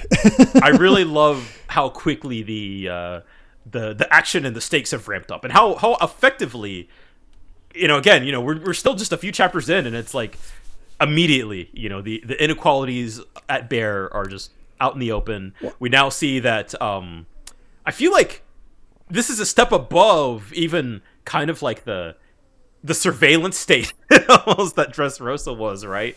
And even Doflamingo was so cool and confident that he was like, it's cool. Like nobody's gonna do anything. I got it under control, and he did for like 10 years. And now, if you say anything, if you have any sort of like revolutionary intent, if you say something that the Shogun would not approve of, like he will kill you in broad daylight. Like he'll send his goons after you, which is maybe a little relatable. One Piece, not political at all. Not in the slightest. Nope, not at all. Oh goodness, man, it feels. I honestly, I'm wondering to myself if this Bakura Town is going to be a mini arc of them just liberating it so they can get food to the people and then build off from there. I don't know. I don't know if they're going to try to like liberate it immediately or if they're going to just try to keep things on the down low. And I don't know. I'm very curious. Yeah. There's a lot of ways that this could go. I feel like we still don't have as big of a picture of like the wider like what Wano is as a whole, right? Like we have this location Curry and we have the capital, and between these 2 distinct places we have a very much of a hierarchy of the haves and the have-nots. But I feel like that we are focusing just on this one specific location within this one specific location with just Luffy and Zoro. I do think does kind of set things up. It set things up for this like I feel like this is a cleaner way to kind of to set the base level before we move on. Yeah, and I feel like we have an immediate problem of Tama got kidnapped. We need to save her. So I feel like we got to ease into this world. It seems exactly. Yeah, that's kind of what I'm feeling. Mm-hmm. Before we move on to our final chapter, we do have another SBS, our last for this set at least. First up is Daifuku can unleash a genie from his stomach. So I was thinking, when he rubs his belly so much, does he ever just let out a giant fart instead? Oda's response, yes. That's it. He just says yes. That's not at all where I thought that question was going, but okay. Me neither. Sure. Next question. I'm curious about the devil fruit ability of Galette that let her immobilize Nami. The Charlotte family sure has a ton of ability users. So Galette is the one with kind of have like devil horns that was fighting her during Luffy's last stand when he wasn't moving from that spot after the conflict with Sanji. She has sort of like this fur coat going down her back with a dress. If that stands out. Galette ate the butter fruit. It became a butter human. She can manipulate butter, so the answer is with butter. There's definitely a lot of devil fruit users, but if I took the time to explain each and every one, the story wouldn't be able to move forward. For the ones that I didn't have time to draw, please just continue to read on. For the few that I still want to know, that's what the SBS and One Piece field guides are for. So somehow she was able to stop Nami because of butter. That's really stupid. Yes, it is. But you better believe it. All right. Next question. All the characters of Four Emperor's Officers class have very high bounties. Do their bounties ever go up simply for the reason that they are the officers of blank? And Oda says, yes, that totally happens. After the Dressrosa incident, all the people involved with the Straw Hat crew got a flat 50 million berry increase. The crew's members' bounties often increase with their captain. This is because it is actually fairly difficult to appraise the strength of each individual person and assign a money value to them. I like that. Again, I love how the bounty system works. Yeah, I feel like that's fair, you know? Mm-hmm. And finally, we have a question about the hobbies, favorite food, and dislike food for each of the 4 Revolutionary Army commanders. All right. Karasu, hobby is volunteering. Favorite food, wieners. Dislike food, all chicken dishes. Fair enough. Lindbergh, hobby, board games. Favorite food, hamburgers. Dislike food, cookies. Oh, the hell is wrong with you, Lindbergh? Yeah. Betty, her hobby is kitchen gardening, growing herbs, etc. Favorite food is almonds. Dislike food, mayonnaise. Also, good opportunity to mention this. Somebody pointed this out in our Patreon and even the regular comment as well. Talking about Betty's origins. They believe with the flag and the inspiration aspect to her and the fact that she has the open thing might be a callback to a classic piece of American art where it's the woman leading the soldiers forward with the flag and the half-torn shirt so her chest is exposed and she's leading the soldiers forward in the fight. Which, straight up American Revolution. Yeah. Did not expect that, but that's awesome. That makes sense. Cool as hell. I really like that idea. Man, Oda putting in the work. Yeah, definitely looks worldwide for whatever all this stuff. Inspiration. Yeah. And finally, Morley, hobby of karaoke and underground walks. Favorite food is bagna cauda. I don't even know what the heck that is. And he dislikes fish. Okay. I don't know. What is bagna cauda? A hot dish made with garlic, anchovies, red wine, and extra virgin olive oil. Fancy. Typical of Piedmont, Italy. So. Wow. Okay. All right. Cool. All right. Time for our last chapter of the set, 915, Bakura Town. And who is our bonus story about? Freaking Bellamy. I popped when I saw this. I'm so happy about this. That like, because when I think about Bellamy, well, one, it's nice that he gets a happy ending for one, and for two, he's got a little bruises on the head, and he's been he seems like he's in deep concentration, but he got bopped on the head. Do it right, I assume. With this little old man in the background. Definitely an apprenticeship type thing where he's trying to become a master dyer. Yeah. I like the vibe I get with Bellamy and what we learned about him during Dressrosa, right, was that he was kind of a well-off kid, who was just kind of like, he became a pirate basically just because he was bored, more or less. Mm-hmm. Like he was the kind of guy who he looked up to Doflamingo because he was directionless. And so now he's taken up a craft. And that has given him a direction in life, and I think that is like A+ storytelling right there. Again, I never expected to be like, oh, Bellamy, cool. No, right? Like he was because for the longest time for me, Bellamy was like, hell yeah, that guy Luffy knocked down one punch because he was just that annoying. The redemption arc. That's my boy. I love Bellamy. I felt I didn't think I would feel so bad for him in Dressrosa, but it really it felt like that whole arc was just twisting that knife deeper and deeper. Like, we're gonna make this man suffer. I was like, jeez. Yeah. But let's get into the chapter itself, see what's going down as we're checking in on the Sumo Urashima, who decided to vamoose from the other town, because of Zoro's intensity. He's like, I don't know about that one. Just stared him down. He's like, well, but no matter what, I am going to have Okiku for my bride. I've got status, I've got fame, I've got safe and high quality food. There's no reason she'd ever turn me down. And some other guy next to him, a mouse man, using mouse smile fruit, he's like, wait, she's from Okabore, right? They're lower class. They can't serve under the Shogun Orochi. Take her by force or burn down her house. Kill all of her relatives and leave her with nowhere else to go. Make it so her only option is to survive is to rely on your generosity. You are the warrior class. Wano has a strict class system. If the star of the national sport is begging for the favor of the lower class, that's a poor example for the rest. It's like, oh yeah, I'll do that. I can do what I please. And he just tosses aside again, the halves. He has this giant bowl of rice when he's already big.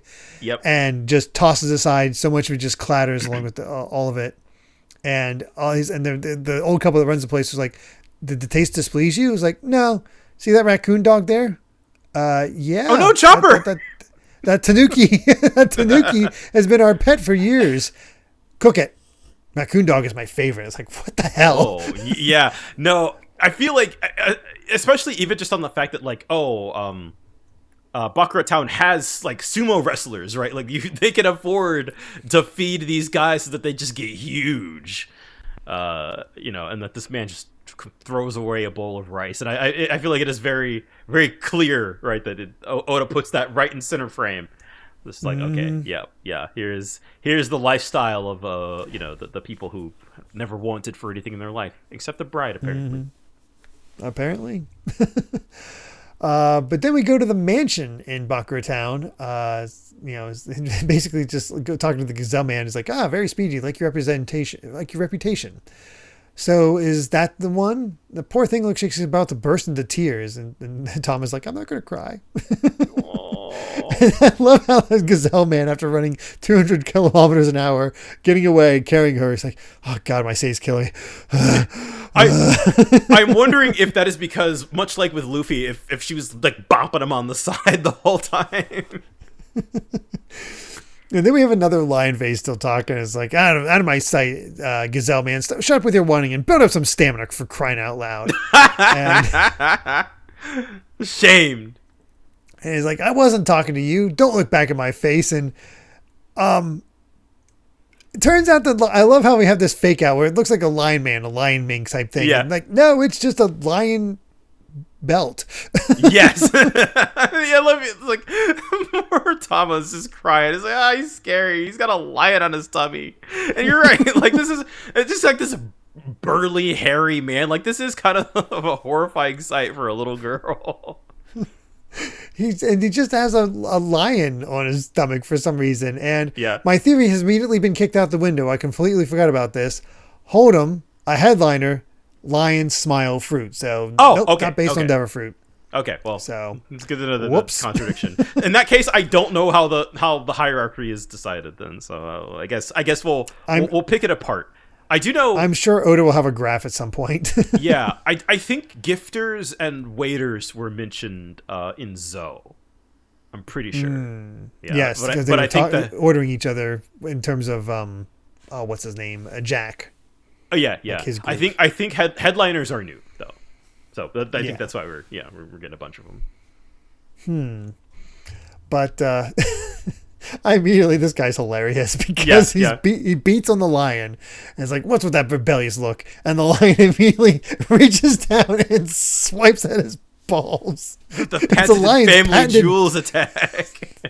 But of course, they share the same body, so it hurts the lion as well. It's like, so the lion's jewels at the same time. Why doesn't he learn?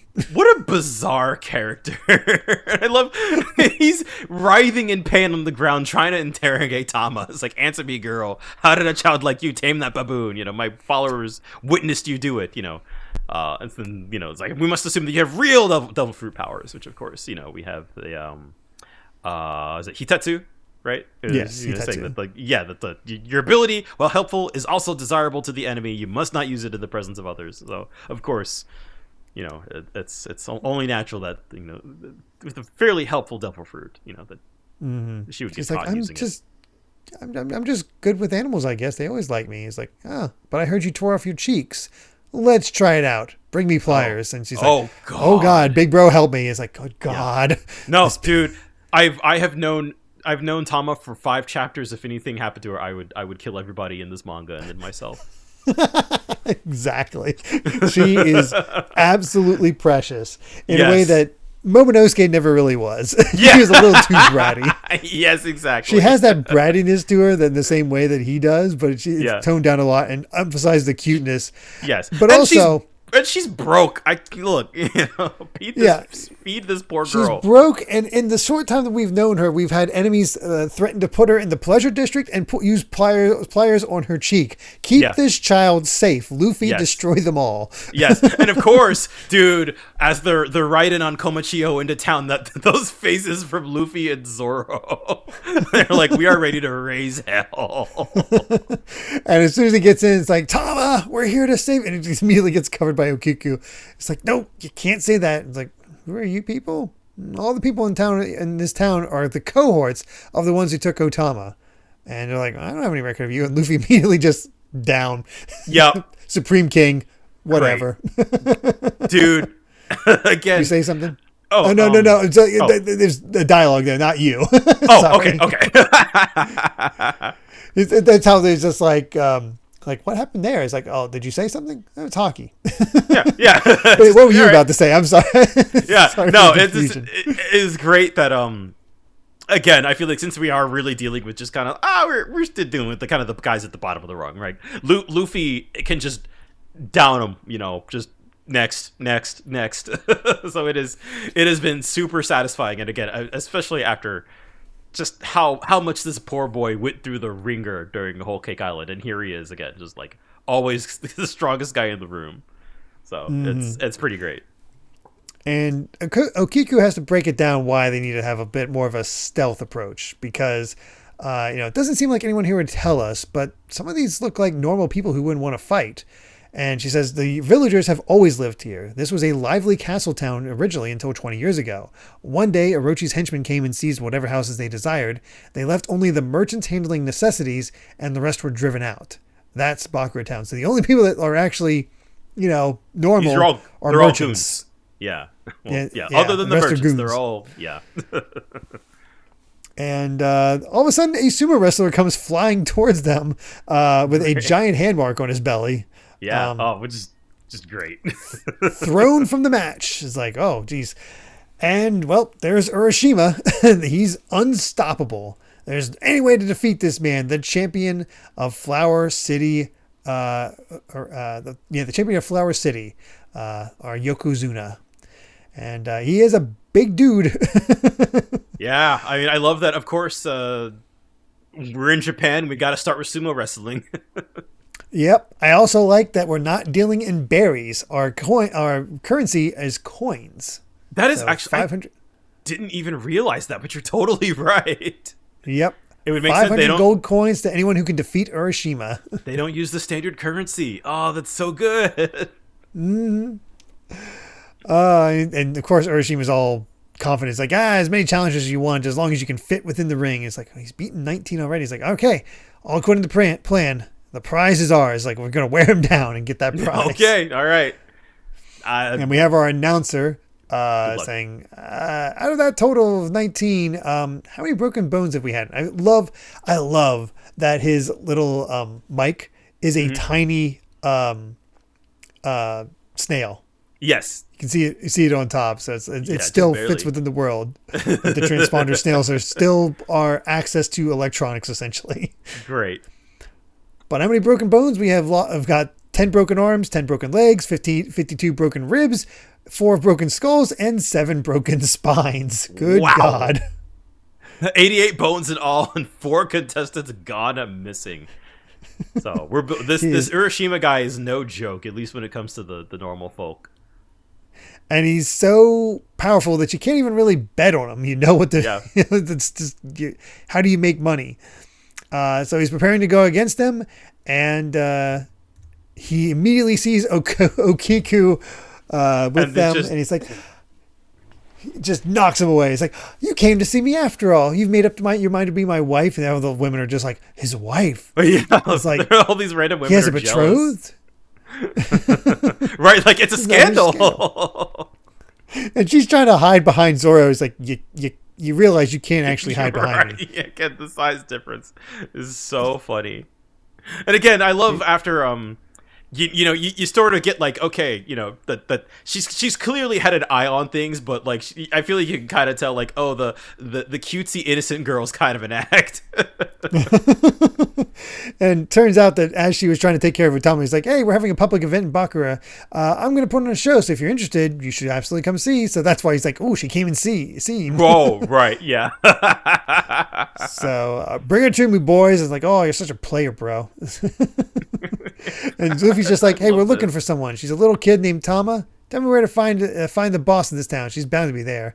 And they're just ignoring him. Just like, oh, he's gonna... all right. Yeah, they just all the people are just like, grab her. It's like, Zoro, why did you let him take her away? It's like, it didn't seem right to slice up a naked guy.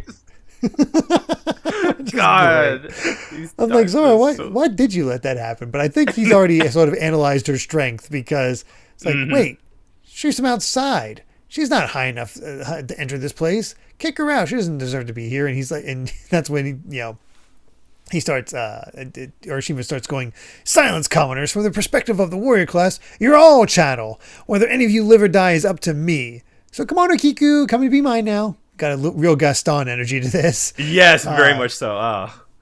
And I love this. As she's being brought there, she just immediately grabs her sword and says, this one knows of no person named Chattel, and just slices off his top knot. It's surely so awesome. You jest. It is your heart that is truly low. And it's like, and all the people are shocked. I love it. And Luffy's all excited. He's like, that was sweet. Awesome. Luffy's the audience right now. And Zoro's just like, oh, that'll get the boss involved quick. Boy, when Law finds out about this, he's going to be pissed. Oh, man. So how's our first proper look at Wano?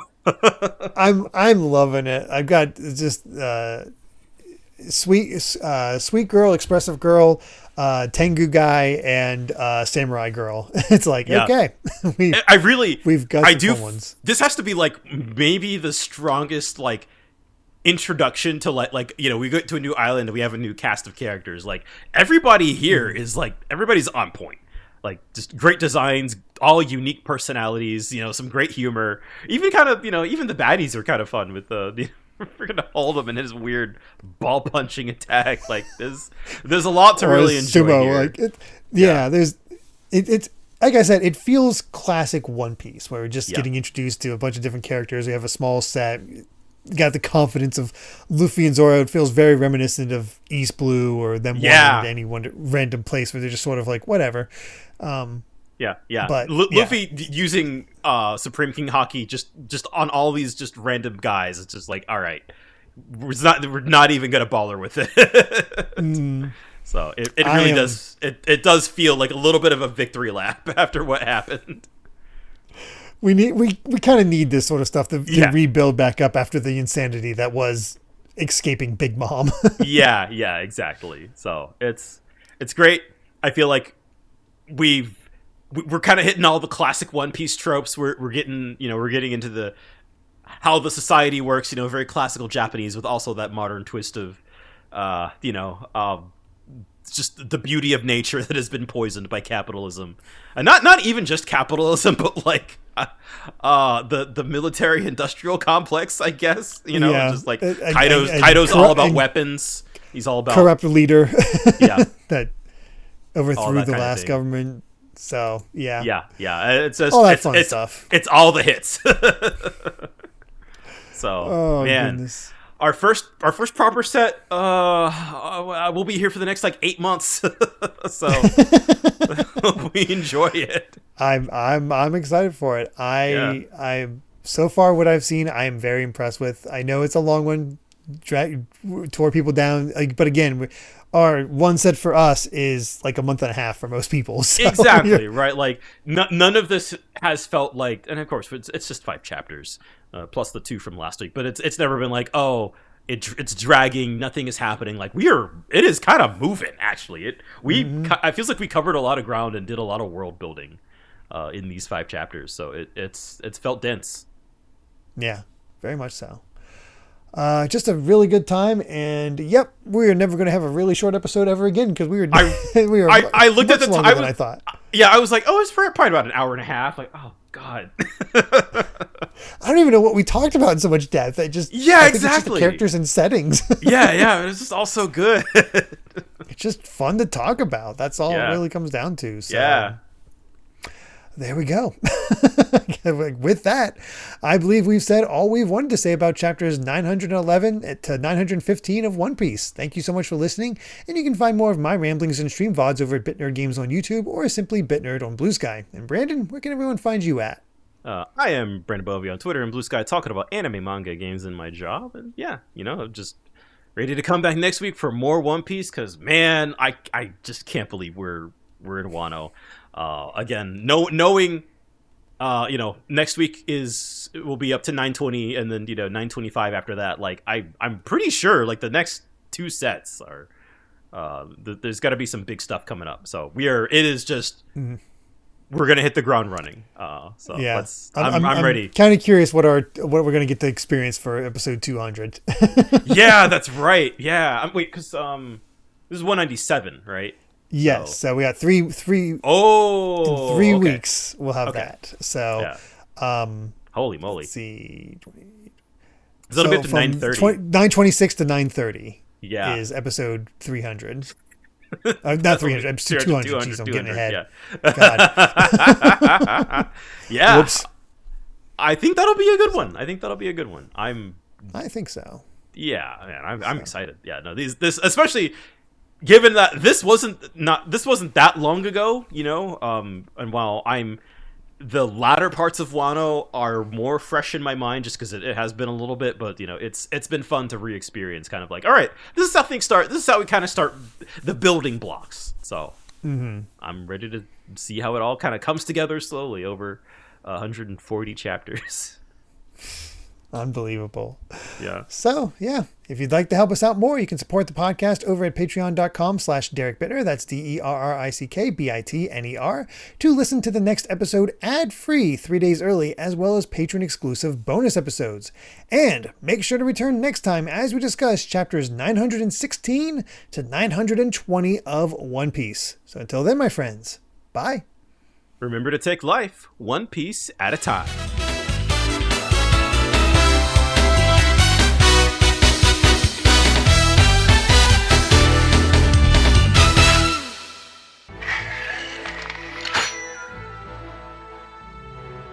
vulgar beast.